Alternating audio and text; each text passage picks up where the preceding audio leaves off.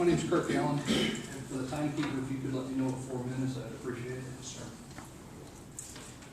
How's everybody doing tonight? Oh, come on, you can answer that. I did. I heard one. I drove a couple hundred miles to come up here. A couple things that I do, I teach all over the country. I'm a veteran. I spent a career in the Air Force. I'm a current fire chief, and I'm a township supervisor. I hold a lot of public meetings over the years, been to a lot of public meetings. Been all over the world and seen a lot of different forms of government. And it always amazes me, different places do things so differently, even though the law is the same. I watched some of the videos that have gone around with some of the meetings that are happening here. I've read some of the stuff, seen police reports, police action. It's been actually pretty remarkable. A couple questions that I would encourage that you ask is, says who and with what proof? I found a long time ago not to believe everything I was told. I had to validate it for myself because I've been lied to so many times or misinformed. I have instructors that teach things in the fire service, and they teach it because that's what they were taught. And they teach what they were taught because that's somebody taught them somewhere down the road. And when we go to public meetings, we find out that the new people do what they do because the people who've been there longer, that's just what we do. And there's really never any in-depth digging into what the real law is and what the purpose and what our goal is. We the people pledge of allegiance and justice for all. Do we really believe that?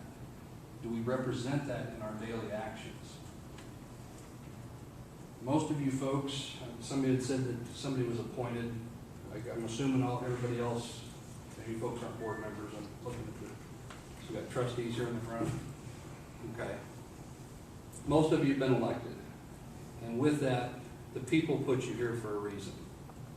This is out of the Second Appellate Court in Illinois. And I know sitting in many meetings, it's hard when people come in, they're mad or they're angry and they accuse you of things and they want to have answers. And because the public or the Open Meetings Act doesn't say you have to answer, it just says they have a right to speak, everybody takes that position and we never get anywhere.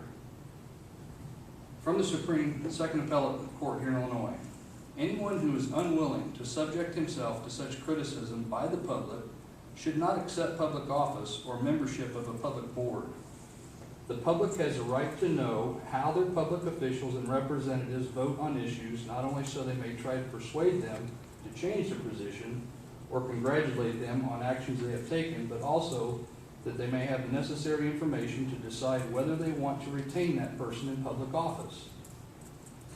As a township supervisor, I was always amazed when I hear people just laugh when somebody says something. A few of you have done that tonight. Or turn to the attorney and make a comment that the rest of us can't hear. It's inappropriate. It's a public meeting. We should know what you're saying. And when we can't hear, we have to make assumptions. And we don't want to make assumptions. But as an elected official, don't you feel duty-bound to get answers to the questions from your constituents? Isn't that the right thing to do? No matter what your position is on all the different things going on, isn't that the right thing to do? Does anybody think that's the wrong thing to do?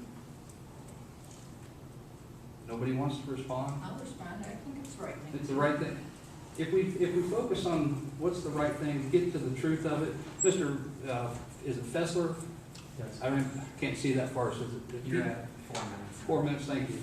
My hat's off to you as an attorney. You've made a fortune. It's amazing when I see the dollar figures that they paid you versus the input that you're giving.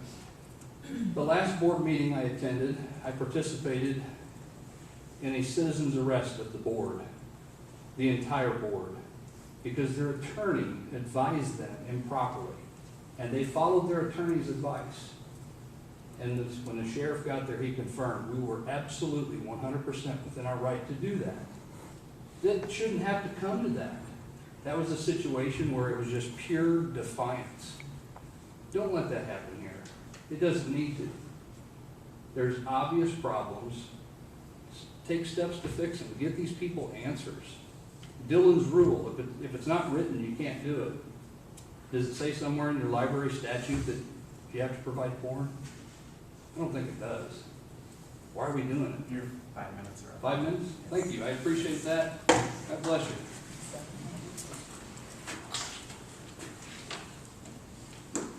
Robert, something with the year and hour.